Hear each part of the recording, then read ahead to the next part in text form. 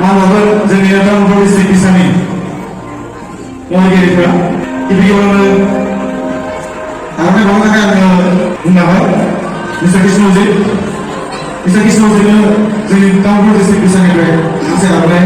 खावलायबाय बिथांखौ सिनायथिजों लोगोसे आवगायनानै खावलायबाय साबायखर बावनो थाखाय लोगोसे बिथांमोननि उनाव जोंनि तामुलपुर डिस्ट्रिक्ट बिसानि vice president mister Niusa Baro' बिथांखौबो गावनि सिनायथिजों लोगोसे मोनसे आर'नाइ बावनो थाखाय खावलायनाय जाबाय जोङो दायो जोंनि जौसाङाव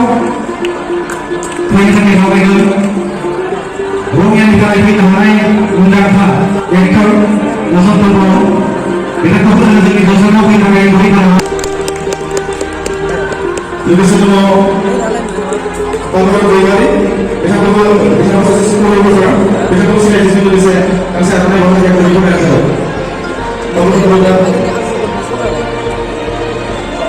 लोगोसे दङ जोंनि लोगोआवनो डाइरेक्टर मिस्टार बेटु बंसियाल बर' बिथांखौ गावनि सिनायथिजों लोगोसे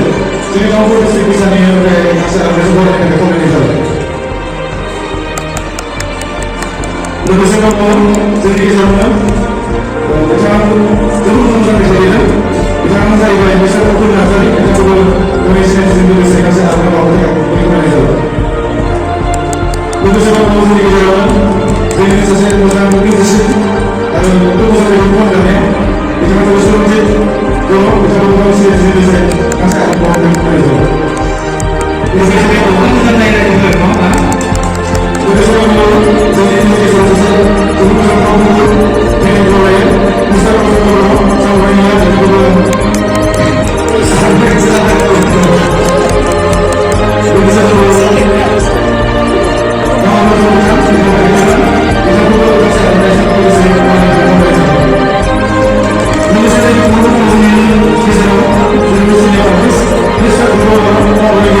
Kita